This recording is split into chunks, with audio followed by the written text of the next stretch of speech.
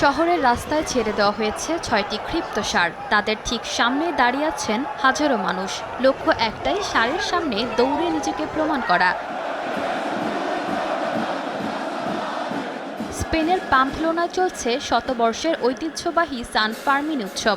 শহরের রক্ষাকর্তা সাধু সেন্ট ফার্মিনকে স্মরণ ও সম্মান জানাতেই প্রতিবছর ৬ থেকে ১৪ জুলাই এই উৎসবের আয়োজন করা হয়।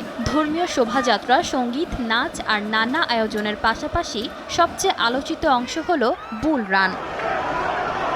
ষাঁড় দৌড় দেখতে গিয়ে প্রতিদিনই কেউ না কেউ ফিরছেন রক্তাক্ত অবস্থায়। এর মধ্যেই ৩ জন আহত হয়েছেন ষাঁড়ের শিংয়ের আঘাতে। মাথা, বুক, হাত পা সহ শরীরের বিভিন্ন স্থানে আঘাত নিয়ে আরও অনেককে হাসপাতালে ভর্তি করা হয়েছে।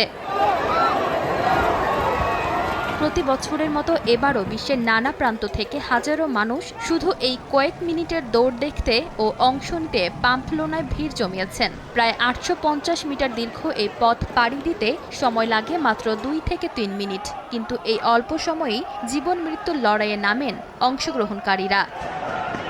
ইশিতা আক্তার, সময় সংবাদ।